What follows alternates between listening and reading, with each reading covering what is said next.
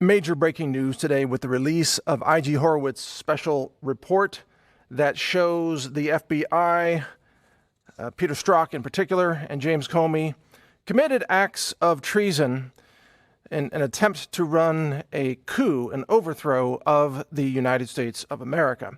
And this has now come out in the Inspector General's report. I'm going to go through some of what we know so far, but it's a 400-page report. A lot more is coming out. We will continue to cover on counterthink.com as well as Natural News and newstarget.com. So let's go with what we know so far.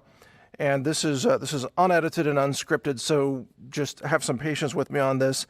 First of all, Peter Strzok, who is the FBI agent who was really central to this conspiracy. He's one of the agents who interviewed Hillary Clinton and ultimately exonerated her for committing serious felony crimes, including obstruction of justice and destruction of evidence.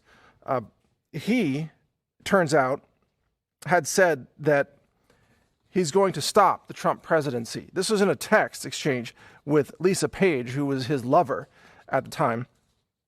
And he said that in a text exchange, she asked him, let me find the exact note, she asked him about the possibility of Trump winning. She said, Trump's not ever going to become president, right? Right?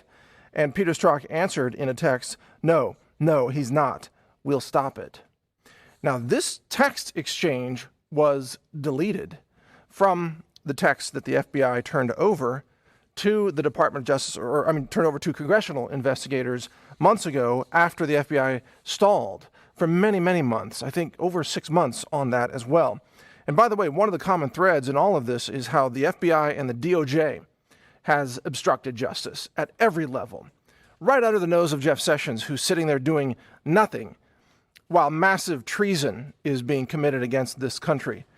I mean, just think about that. Jeff Sessions, his role in this is now becoming more and more apparent because he did nothing, and he makes no demands, and he doesn't charge anybody with crimes when they're committing felony crimes of treason. So let's get back to the report here.